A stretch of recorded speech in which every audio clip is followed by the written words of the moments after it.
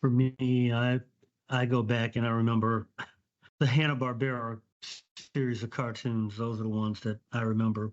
My father watched those with me when I was younger. That was something that he watched and I watched. The Huckleberry Hounds, Yogi Bear, Flintstones, Augie Doggy, Doggy Daddy. There's a whole list of Hanna-Barbera ones.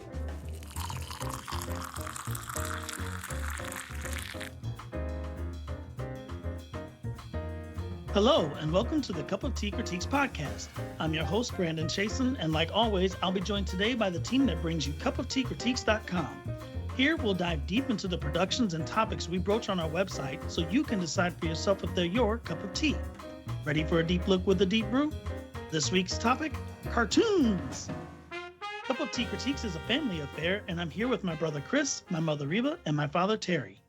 Chris and I, for audience members that don't know this, we're far enough apart that it wasn't like my brother was always a tag along and we were fighting over the same screens. We're far enough apart that we had a lot of similar cartoons and different cartoons. So I'm curious to hear what he has to say on the subject matter, because I know the cartoons I enjoyed, but I also realized that there was kind of a transition point between the first set of cartoons I enjoyed and then a secondary set of cartoons I enjoyed as I started getting older.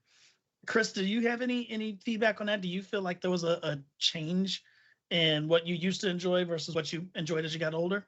Yeah, well, I kind of feel like I was growing up at a time where cartoons started to have more adult themes, I think. I remember, when I was younger, I just had it on, Nickelodeon basically all day. And, I would watch stuff like the Tiny Toon Adventures and whatever they had on Saturday mornings, like Angry Beavers. I used to watch a lot. They would have like the Wild Thornberries, I think was Nickelodeon. And they were all, they were centered around kids and the things kids care about, So obviously The Simpsons, I think, premiered when I was born, and it got popular through the 90s. Premiered in 89 and got popular through the 90s. And I think back when I would see they would air old episodes and I would see the first couple seasons, I still felt like it was a little more for kids, and then it started to get more adult. I mean, it was always a little more adult because it was centered around a father and husband, but I thought it really started to get more adult themes as it got into third, fourth, fifth season and on. And then of course Comedy Central and MTV, they started having what I thought were really explicitly adult cartoons. They had South Park and Beavis and Butthead, and a lot of just cartoons with kind of vulgar humor with cursing if you stayed up late enough to watch the unedited ones. So I just remember, as I started getting older, I started seeing a lot of cartoons either take the Simpsons kind of adult themes and run away with them, or just start off even farther along on that spectrum and just become full blown adult. With the appeal to kids is really more like they probably shouldn't be watching this than this is what kids go through. I guess that's the evolution, I would say. And I think a lot of cartoons now are pretty adult, even though there are some still for kids. For me, I go back and I remember the Hanna-Barbera series of cartoons. Those are the ones that I remember. My father watched those with me when I was younger. That was something that he watched and I watched. The Huckleberry Hounds, Yogi Bear, Flintstones, Augie Doggy, Doggy Daddy. There's a whole list of Hanna-Barbera ones. And then the Looney Tunes were the other series of cartoons that I really enjoyed. Roadrunner, Bugs Bunny and Friends, Daffy Duck, Foghorn Leghorn. I still walk around sometimes quoting stuff from Foghorn Leghorn. Yeah. I say, son, what's the gimmick? Well, what's it all about? I just caught myself a chicken. Chicken? I say, that's no chicken. I say that's no chicken, son. I'm a chicken. Rooster, that is. Don't you make that. You're not a chicken. What am I then, boy? You're a loudmouth schnook. Look here, son. I'm no loudmouth snook. This is a dog, not a chicken. Chickens don't look like dogs. Who told you this was a chicken, son? Nice boy, but doesn't listen to a word you say. Yes, you do. To Yeah, I can't tell you the number Yeah. of times growing up you would look at me sometimes because I was doing something just dumb, for lack of a better term. And he'd just be looking at me like, boy, I say, boy, smart boy, just don't listen. Yep. And then there are the ones that really aren't in the series, but they came on other TV shows like Clutch Cargo, Rocky and Bullwinkle, Underdog, Mighty Mouse, and then some that sort of took a little bit of a turn. Fat Albert and the Cosby Kids. It was a little different from, the ones that all those others were animals for the most part. Fat Albert and Cosby Kids were, people. Charlie Brown, of course, is like probably my all-time favorite. There are others though that had people in them. Johnny Quest, and I was actually surprised to find out that Johnny Quest was a Hanna-Barbera. I didn't know that. I was surprised to realize that cartooning actually began in the 19th century. I was very surprised by that. It was obviously televisions weren't around then, so it was newspapers, and they were largely political cartoons. That's not to criticize. Political leaders happened to be around then, but there were also cartoons like Dennis the Menace and one that they called The Far Side, which I'm not as familiar with. But Dennis the Menace, I didn't realize had been around for nearly a century. Yeah, But that it's was very old. I didn't realize it was that old. And then Disney came along. Disney's animations began in 1923, and of course, its first one was Mickey Mouse. there you go, Mickey Mouse.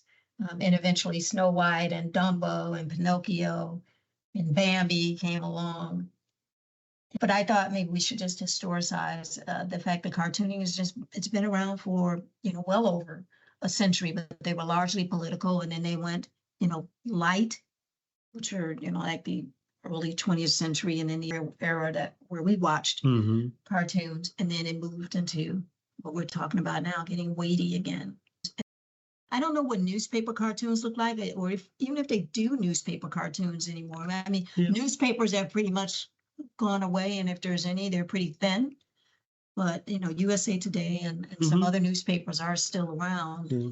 But still I have don't even. They cartoons. still have Oh, yeah. cartoons. Okay, so I don't know what the nature of those. What is the nature of those? I don't know if they're political, if they're funny, if there's a mix out there, or what. Unfortunately, newspapers have, pretty much gone away. I do, though, believe that we will be getting away from political cartoons and those kinds of presentations simply because it feels like it's being muted, shunned, pushed aside. So I don't think we're going to see things that are political like that, which is sad. In general, I think it's sad the cartoons and newspapers are going away because one that I enjoyed watching on television, but my enjoyment of it began with the newspaper was Garfield. Some people don't believe in fate. What else can go wrong today? Well, ask a bonehead question. You want me to throw the ball? And then you'll go fetch it and bring it back to me to throw again? And we'll do this all day, back and forth, back and forth? There. That ought to keep you busy for a while. All that work made me hungry. I need food. And I enjoyed watching Garfield, the lazy cat, which I didn't know was orange because it was in the newspaper in black and white until they showed it on TV. And then I would confuse him and Heathcliff all the time. And the one I would watch throughout the week, as you all know, was Doug. I think one of the things, and maybe growing up a musician, one of the things that appealed about Doug, and not that it was the only cartoon to ever do this, but they incorporated music so well with their characters. Like, a lot of the characters, even the ones that weren't necessarily main characters, there was a theme song that kind of like lets you know how to feel about them, kind of, right? Like theme song for the love interest, there's a theme song for the bully, there's a theme song for the best friend, there's a theme song for the goofy neighbor, there's a theme song for the brainiac kids. Like, just had all these different little musical jingles that could evoke a feeling, especially in a kid, watching the show. You were just kind of along this ride with Doug as he interacted with these different people. I thought Doug was great because it appealed to, I felt, a much broader audience. To your point, Chris, like for younger kids and having the music associated with the different types of people or whatnot, or different situations, I thought was absolutely wonderful. I also remember that there were times when they would talk about the bands that they enjoyed, and I'll always remember the song Killer Tofu that they would sing around Doug's bedroom. I remember that. It's hilarious as a kid not knowing that was supposed to be the Beatles. Like, I didn't remember Beatles at all as a kid. Yeah. This group called the Beats, who's British, who has it was clearly a parody of the Beatles, and I never caught that as a kid. That was part of it. I also loved how Doug was one of the best shows that allowed you to enjoy, because that one came out, I want to say, somewhere when you were like probably 7 to 10 years old, maybe a little bit younger than that. But it was perfect because with our age gap, it also incorporated his imagination. And so I felt like I was able to hold on to still being just young enough while Doug was out, knowing I was at that transition point in my life where I was supposed to start wanting to see more adult themed stuff and get away from the cartoons. Doug was a nice little tether there. His imagination was hilarious. And how they made fun of like comics, for example, because he had the character Quail Man, who had the cute look or whatever with his belt around his head, but also the underwear on the outside of his shorts. And they made it a point to feature that prominently, to make fun of the superheroes with their underwear on the outside. But the whole thing was just absolutely hilarious. And Mom, another thing for you is I remember how you used to love the character names. And Dad, you too. There was Skeeter, but then Mom, I think you would always die laughing at Patty Mayonnaise. Yeah. Yeah. So that was one of the huge things. I really did enjoy Doug too. Roger wrote this? Actually, he stole it from a play called The Merchant of Venice. All except the part about the honker burger. But what taste? What's he like, Dougie? Is he tall? Is he dark? Is he dramatic? He's Roger. You know, Roger Klotz. He was here last night. Oh, I can't keep all your little friends straight. Is he the blue one? No, that's Skeeter. This is Roger. Chris would come home from school in the afternoons and watch cartoons, and I would be like upstairs or in the kitchen or something like that, and I would hear just this hearty laugh. And he was just so funny. And so a few times I would sit down and watch the cartoons with him. And so we were watching Hey Arnold once, and it was either Arnold or a friend of Arnold's or an enemy of Arnold's. I don't remember. He said something about the shape of somebody's head. I think he said the shape of Arnold's head. And the guy said, "What do you mean?" And then the guy said, "Yeah, it's shaped like his head, sort of like that." And he pointed up at a transom where the shape of a break in the transom was just like Arnold's head with the small ears on the side and everything. It was just so perfect. I thought I was going to die laughing. It was the funniest thing I had seen.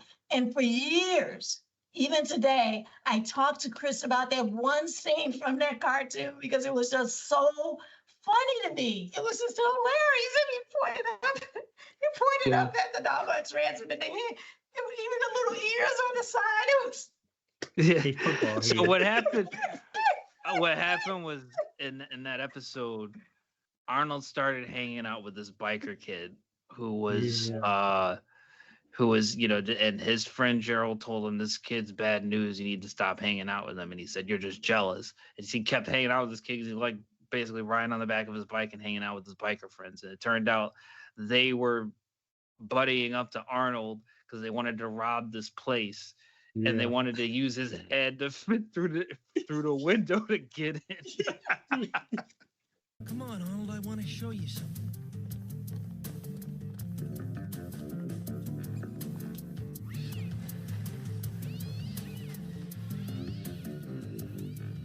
See that window up there? You're the only guy with a head the right shape to get through that window. All you gotta do is crawl through, jump down inside, and unlock the door, see? You mean? Yeah. I need a new tweeter for the system. That is hilarious. Yeah. And I mean, I mean, we could double back to Doug if you guys want, but one thing I think Hey Arnold is kind of it's an interesting. I thought it was a really original cartoon just from the standpoint of it focused on inner city kids who were from kind of like some of them they were from all these different kind of households. Some of them didn't really have a guardian or a guardian that was that was very stable, or they came from these different situations and they went to public school together, and it just did a great job of showing different characters and focusing on kind of like inner city youth as opposed to just kind of suburbia or something like that you would say most most cartoons with humans in them tend to focus on.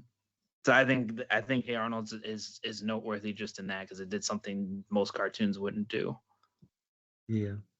It's interesting how the cartoons mimicked regular television in that sense too, non-animated shows in that sense. That the representations were of middle class suburbia. They did not reflect inner city kids. They did not reflect the inner city, as a matter of fact. So yeah, it's a very good point. I want to double back to Brandon's question regarding how cartoons have changed, in my view, at least from my perspective.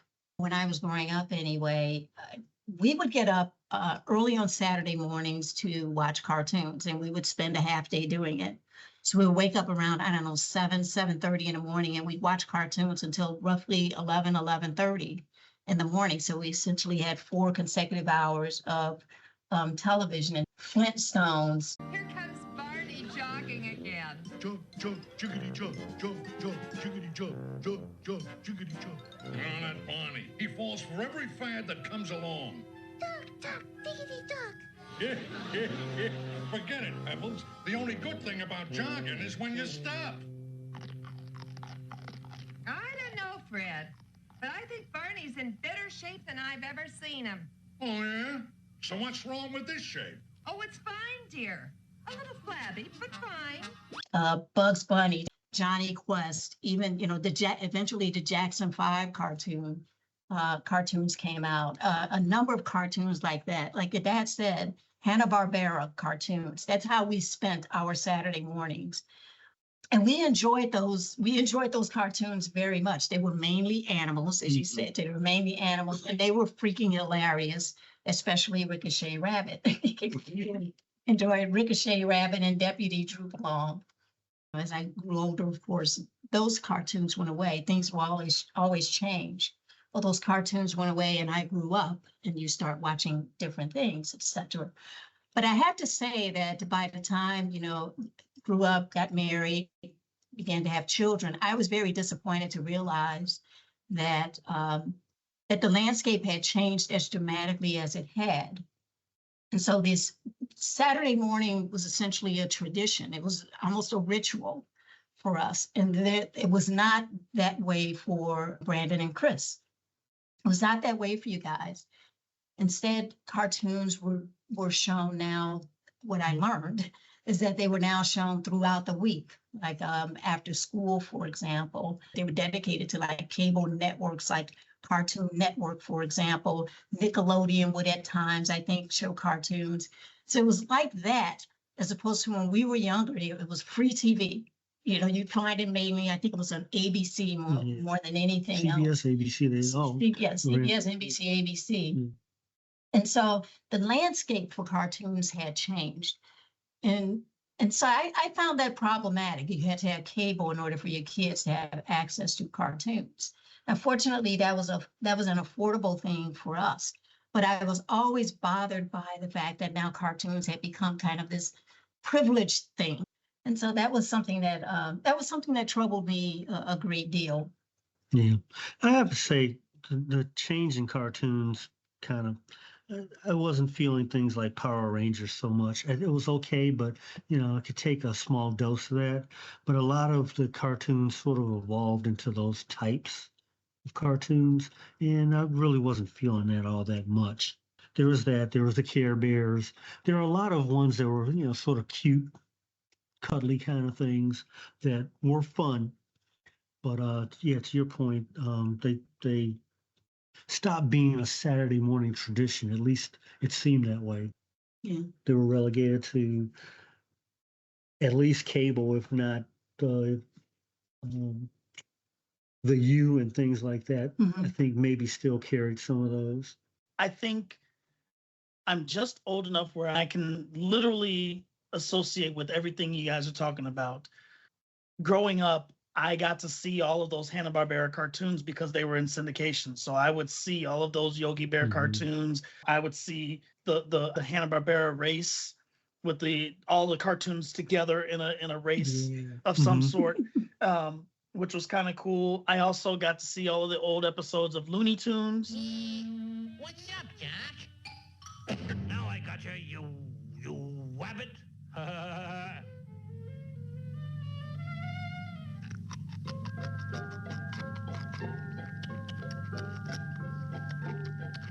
Say, Doc, are you trying to get yourself in trouble with the law?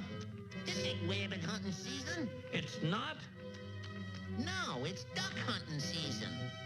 That, sir, is an investigated fabrication. It's wabbit season. Duck season. Wabbit season. Duck season. Wabbit season. Duck season. Wabbit season. Wabbit season. Duck season. Wabbit season.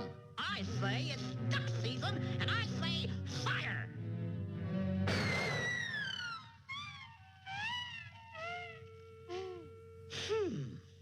Let's try that again. I had Tom and Jerry. Eventually, as I started getting older, there was Tiny Toons, the Mhm. younger spinoff that was meant to Yeah. capture my generation, a reboot of Looney Tunes. But then for myself, as I started getting older, like Mom said, the cartoons started to be every single day on television. However, I was lucky enough to see the Saturday morning cartoons. So there was a Sonic the Hedgehog cartoon that came on Saturday mornings. I would watch that. There would also be these cartoons that would basically give us a cartoon enactment of certain stories, like How to Eat Fried Worms or something like that, as a book was turned into a 30-minute to an hour-long cartoon. So I was fortunate enough to grow up in an era where the Saturday morning cartoons were still there. And then I watched the transition from network television to cable networks. That's how we got exposed to Doug. Doug was actually on Nickelodeon before it ended up on ABC. Yeah, it was interesting that cartoons were all of a sudden, they were everywhere, and then all of a sudden they were only on cable. We were fortunate enough to be a family that had cable, but I could definitely tell that they were fewer and far between. And I watched them also transition from being a thing that was meant for children to then eventually being commandeered and turned into adult cartoons. And they stopped doing the same quality of shows for children when it came to cartoons. What I will say is that a lot of the really popular cartoons, I would say, the ones that kids would kind of talk about were definitely refined to cable. They're definitely, PBS definitely had their fair share of cartoons. I think probably still does. But I mean, at the time they had Magic School Bus, they had Arthur, they had Curious George, Berenstain Bears, and Clifford the Big Red Dog. Obviously, still even to this day, it's still educational type shows that they were usually trying to teach kids something. So, they weren't as popular. I mean, they were relatively popular, but they were relatively popular. They just weren't. I don't think kids were necessarily quite as entertained the same way as they were with some of the other more, the Nickelodeons and such. Chris, I want to say this, that I feel like the cartoons I grew up with did a good job of letting me be on a sense of adventure. And by accident, I would find out and learn some things along the way. And I don't feel that there's as much happening in cartoons today that does that. Nowadays, you can plop your child in front of the TV and go do something for 20 minutes while they mindlessly stare at this array of colors and loud sounds coming from a television. It doesn't feel like they do the same bit of educating the children. At best, what I felt when watching cartoons with my child was that they did try and talk about treating each other fairly sometimes, Otherwise, it was conquests, and that was about it. That's personally disappointing. I'm just thinking about the cartoons I watched as a kid. And Saturday mornings, those 4 hours on Saturday mornings, our parents weren't in the room watching that stuff with us. They set and forget too, essentially. But they could do it safely then, though. You know what I mean? They didn't have to worry about language, for example. They didn't have to worry about profanity. Those cartoons existed purely for the purpose of entertainment. There was not a political agenda. Frankly, there wasn't even a social agenda. There was no agenda except to purely entertain. Now we've moved into a different era with cartoons now, where the representations of the characters matter. So when we were younger, they were mostly animals. Nobody cared whether they were, what kind of animals they were. But when you start representing people, and I kind of realized this when Jackson 5 cartoons came out, which was a little, maybe I was about 9, maybe something like that. It was rare, first of all, to see Black people on TV, period. But to see Black animated characters, I didn't realize how much I would be impressed by that, how much that would affect me. And so I gravitated to that. And it wasn't just the music, it was seeing Black people in cartoons. Chris mentioned earlier, for example, with Hey Arnold, that they represented, diverse inner city kids in that show. Doc McStuffins, those are diverse middle-class kids for the most part. And the main character is actually, she's animated, but the main character is a Black girl. And so people, and then there are other cartoons where, the main characters are Asian or the main characters are Hispanic. There are a number of cartoons like that. Representations matter. And that's the reason why, there's sensitivity to how these even animated characters are cast. And let me say this and I'll shut up. So I watched an interview with Joseph Barbera, who's the Barbera side of the Hanna-Barbera group that did all the Hanna-Barbera cartoons, Flintstone and all of that stuff. And I watched a 60 Minutes interview with him that was done in 1985. And he talked about how his industry, even in animation, how that was changing. So he didn't have to think at all about, the characters and Flintstones and a lot of the other cartoons he had done to that point. But now he and his animation partner, Joseph Hanna, had to be concerned about that. And they showed him inside of a meeting, for example, with NBC representatives who, and Barbera is trying to basically sell them a cartoon with storyboards and such. And they are telling him the problems they have with some of the storyboarding, some of the characters in the storyboarding. It's a cartoon about the military. And they show only white men in the military. And the NBC representative points out that there are no women here. There are no women represented in the military. And then for something else he's trying to pitch them, she said, so my problem with that is that there are no minorities in there. That's the term she said, there are no minorities in here. And so what she is trying to do is encourage him to now be sensitive to representations in his cartoons. And this was the mid-'80s. This was 1985 is when this interview occurred. So his point was that, he can't just make cartoons and not think about it anymore. He's got to think about how he's representing people in cartoons. And so that is one way in which the animation landscape has changed. What's weird is these are not real people, but they reflect real people enough that they matter. Yeah, that is interesting. I mean, to your point, a lot of the Hanna-Barbera stuff, as we discussed, were animals, and who cares what Yogi Bear really was, or Huckleberry Hound, for instance. And I know probably with some of the characters, by their styles and whatnot, you could intimate certain things about them. But for the most part, yeah, you're right. They didn't have to worry about that when they were doing those particular characters. And by the way, it was not a complaint by him. He was not complaining. He was just acknowledging that, industry's changing. Yeah, I mean, when it comes to representation and the transition of cartoons, there's a couple of things that come to mind. I love this, interview that you're sharing, Mom, because one of the things I think about as well when it comes to this is in Doug, the characters weren't exactly just white. They actually did have them as different colors. They weren't necessarily exactly representing, black, white, or whatever like that for the unfortunate colors tied to race. But they did give the sense that since there were different colors of people in the school, that represented multiple races in this suburban neighborhood. And that was one thing. And I think about that, Mom. You brought up the Jackson 5 piece to it, and I laugh a little bit, not in humor, but what it reminds me of is how it feels every time I watch a Charlie Brown episode and Franklin makes an appearance. Because most of those characters were white, but when Franklin showed up, I was just happy, like, oh yeah. And it stinks. Some use a phrase that a lot of people may laugh at, the token black kid in the show, but I was just happy that at least he was represented. At least we were represented somewhere in here. There's one that I've come across recently.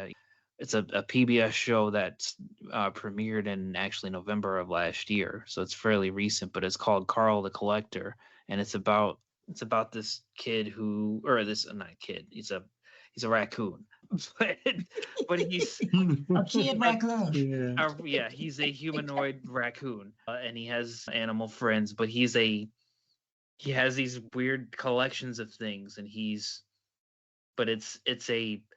the idea is that the main characters in the show are autistic, and so it's and most of the creators on the show, the writers and such, are neurodivergent, so they have autism or Asperger's or something like that. So right.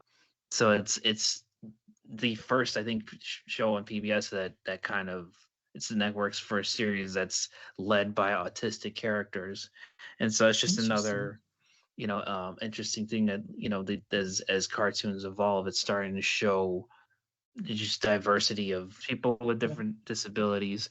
And there was another a Netflix show that a few years back, probably about 10 years ago now, called BoJack Horseman, got very popular. In part, the main character is a horse, and some of the other characters are human, and all the characters that are animals are very human, behave like humans. And so the main character is a horse that was a childhood actor, basically. And so he's grown up. He's grown up, and he has these issues, these kind of mental issues. And so it's the show deals with depression and alcoholism and kind of these adult and it is an adult show, but it has these adult topics. So you're seeing cartoons, not that these are all geared toward kids. Those are two very different. Carl the Collector's for kids. BoJack Horseman is not. But but you see cartoons that are dealing now with mental health issues and different mental disabilities. So that's another category of diversity that cartoons are starting to embrace. I think those are all well and good. I think they're important. So that's not problematic for me at all. I think one thing to think about, though, is the mindless, just sheer fun, silly stuff that I enjoyed when I was a kid, where there didn't seem to be political or social agenda for, me, this 6, 7, 8-year-old. I could just enjoy the cartoon. Whereas now there are these stories along with these obviously beautiful, aesthetically appealing animations, effectively teaching kids things that are pretty weighty. And is that problematic for 6, 7, 8-year-olds? I think some of it is okay. I think in moderation, that's fine. Sometimes I think kids have to just be kids too. And I think it's important that there be space for that, space for them to just be kids. Am I wrong? I mean, no, in fact, I what I think is interesting is, when I was reading this, like, I kind of had the same reaction you did to just reading an article about Toy Story being the first all CGI, animated film, and kind of how that, that trends continued. And I just wonder, I'm curious if there's any study about, I'm gonna go a little different direction than this, but just how many kids are inspired to be cartoonists in the CGI era versus the pre-CGI era? I mean, I remember a lot of cartoons being comic strips, or an extension of a Yeah. comic strip. And so, Yeah. when you had Peanuts, when you had Calvin and Hobbes, and when you had even Boondocks, Oh yeah. and Yeah. and I have a friend who I have a black friend who's a comedian and a writer, and he said he thinks every black kid who wants to be a creative and was around that, in their adolescence, was influenced by Boondocks in some way. He strongly feels that way. And Man, I gotta find a way to get it before Thugnificent finds out. Riley, let the chain go. Thugnificent wants it back, he can handle it. Then they'll think I'm a punk and kick me out the crew. It's just rocks and metal. It's only worth what you're willing to give up for it. Is it worth getting hurt again? Yeah. Going to jail? Yep. Getting killed? Yes, sir. Kissing a man? Yeah. Oh, no. Whoa, kissing a man. I mean, if it feels natural and that's what you're into, I mean... No, that don't count. That's a do-over. I didn't know you was gonna say that. Guess you really want that chain back. No. The answer is no. so I wonder, are cartoons still inspiring kids to be creatives, or specifically cartoonists, now that they are so CGI based? Chris, that's a great question. I do want to give you hope for the future. I do attend the Comic-Con annually. I've been to the last several years. Okay. And at every single one of them, there is an art. It's called Artist's Row. And it basically goes from the artists by last name from A to Z. And that is one of my favorite things to walk. Every single year, I make it a point to walk that entire stretch. And I usually try and purchase one new comic book every time I go there, supporting one of the new artists out there. My point being, because I don't want to be long-winded with this, but my point is that there are a ton of artists out there, and sure, it might be comic books, but to your point, these were comic strips, were the old cartoons. So yes, there are artists out there that are trying to still create either a new version of a cartoon, a new version of a comic strip, or they're trying to do their variation on current comics, as long as they got the permissions and everything. So there are people that I think are inspired to still keep the genre going. It's just a matter of, where are we going to see their works? Yeah, I think it's a really good point. To some degree, I'll say this as an aside, it reminds me of our episode around short films. And towards the end of that, we talk about how filmmakers, especially new filmmakers, can find a community where they can continue to do their work in an authentic way. Now that the industry is moving in this direction, that it wants AI to do a lot of story writing and such. And Chris talked about communities that celebrate people actually doing that work. So I just wanted to say that as an aside. But with regard to Chris's comments around Boondocks, kids today are less exposed to cartooning. And the way it used to be done when it was done in newspapers, the way it was done when we were younger, where it was hand drawn. Mm-hmm. And I imagine it takes an incredible amount of talent to do that.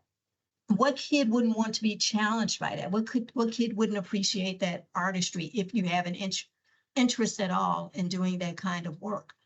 When you see CGI, it's a completely different, it's over there somewhere. It's not true to that art, in my view.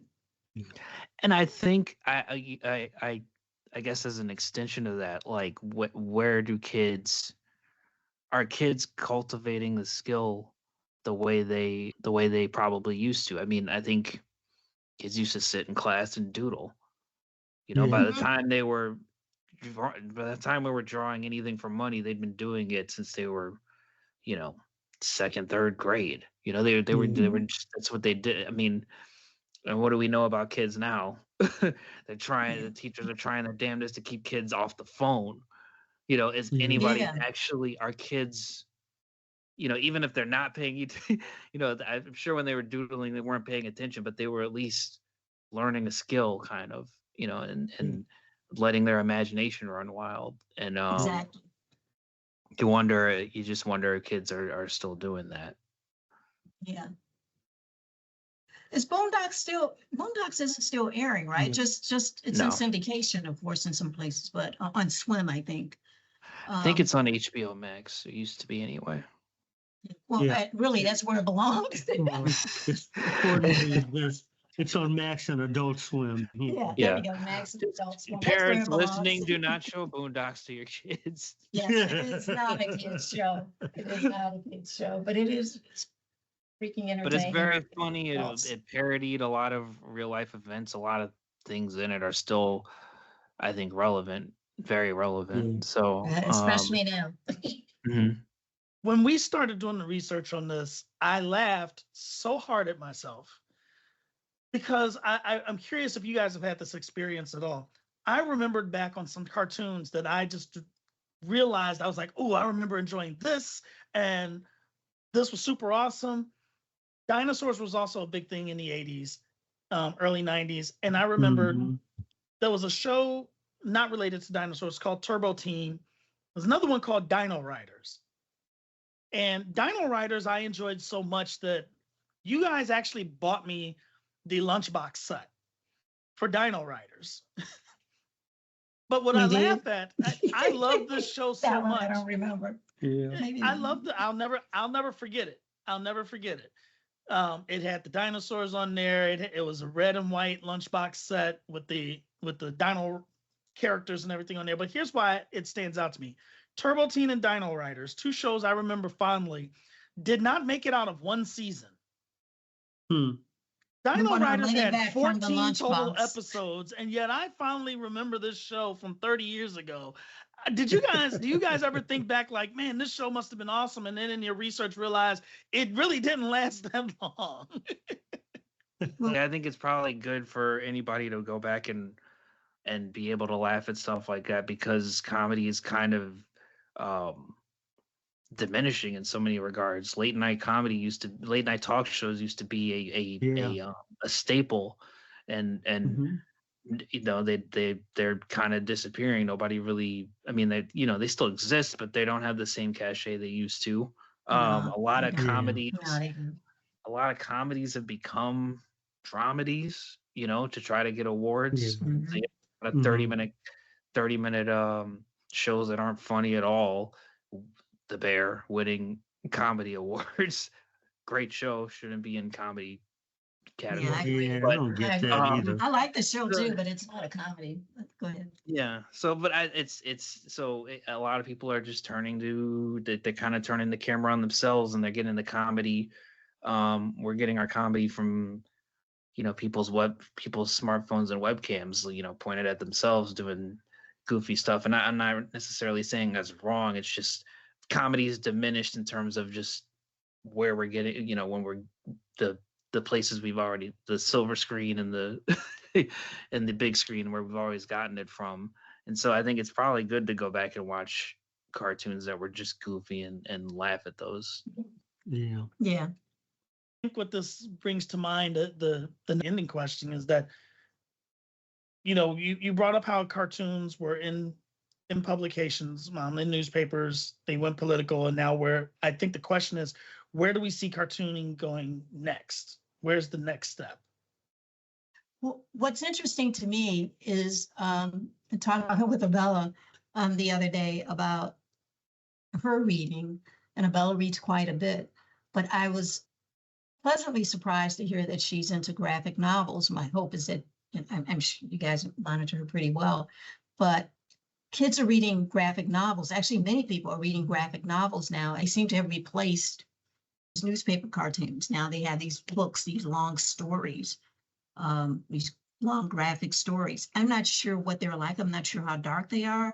I can't imagine Abella's going to read anything that's too dark. I can't imagine you're going to allow that in her hands.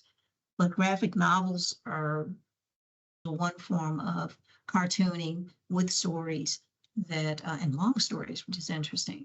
I think kids are doing. It would be very interesting to see a Harry Potter graphic novels. Harry Potter graphic novels. Kids love those so much, love those stories so much. And so if you can create a cartoon of Harry Potter stories, I think kids will get a kick out of that. So, graphic novels. It's interesting. I mean, all of the stuff, the Marvel comics, DC comics, they were all stories and continuing stories of that. I mean, that's the whole point of buying the next comic book, because a lot of the stories extended from one to the other. It was, in a lot of ways, a serial.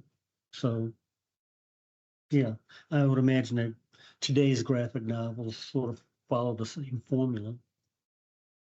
I think the DC and Marvel movies are shrinking the opportunities for cartooning, and because they're converting everything to film. Well, these kinds of stories that were in newspapers as cartoons then are now films. Where's the space to return those to? Well, Mom, I'll say this: that's a concern you don't need to have, because actually, what they're finding is that comic book sales are on the rise as a result of the MCU and such. So they're not taking away the opportunities. It actually seems like it is enhancing them. It's growing them, because people are wanting to either tell their own versions of those stories, or they're wanting to see the original source material that's influencing what we're going to see on screen. That's Okay, well, that's encouraging. Yeah. I mean, I was gonna be on the same page with Mom, because I feel like the live action versions of not just, I mean, less even with the Marvel, it's just that they're doing these live action Snow White and Lilo and Stitch and all, like they're kind of, I think my concern is more the just general rebooting of everything, and now it's just, let's do a live action of something that, some beloved cartoon from I didn't realize how old Lilo and Stitch actually was, but I that's the trend I think I'm more concerned with than even the Marvel movies.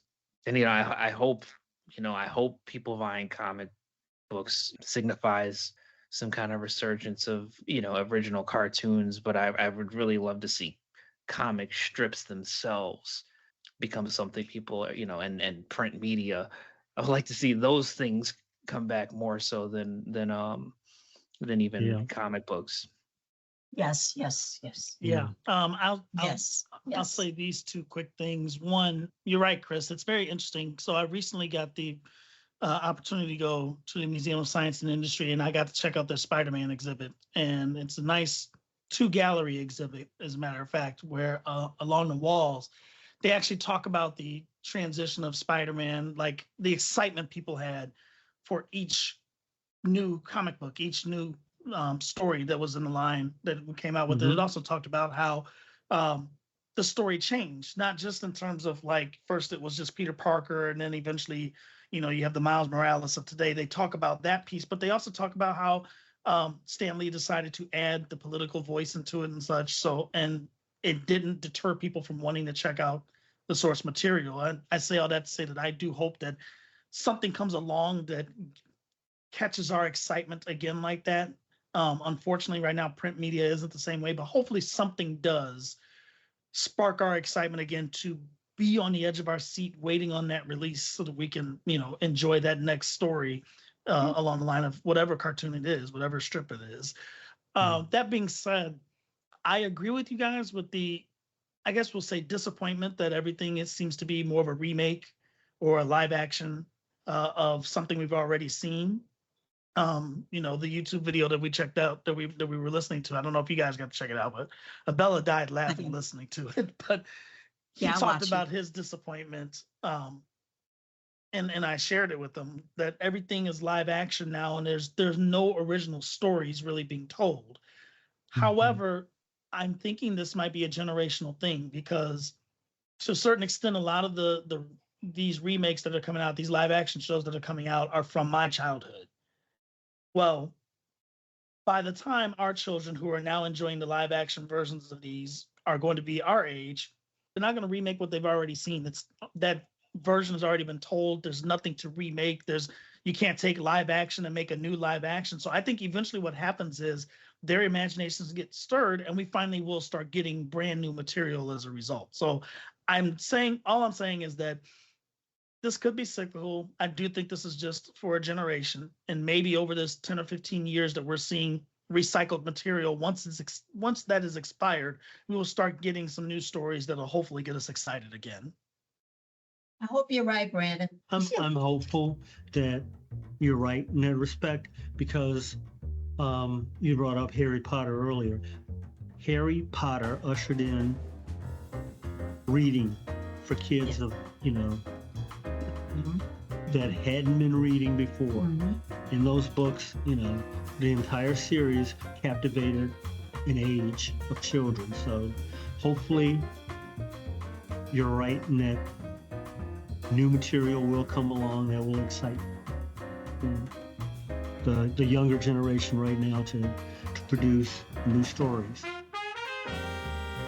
Thanks so much for listening to the Cup of Tea Critiques podcast. Honestly, we could go on and on like we do at our dinner table, but we appreciate you figuring out your cup of tea along with us. Make sure you rate and follow us wherever you listen to your favorite podcasts. Also, leave a comment and let us know some of your favorite cartoons. You can stay in the loop on all things COTC by subscribing on our website at cupofteacritiques.com. You can also find us on Facebook, check out our Instagram at Cup of Tea Critiques, and on Letterboxd at COT Critiques. For Reba, Terry, and Chris, I'm Brandon. We'll see you next week for another deep look with a deep brew.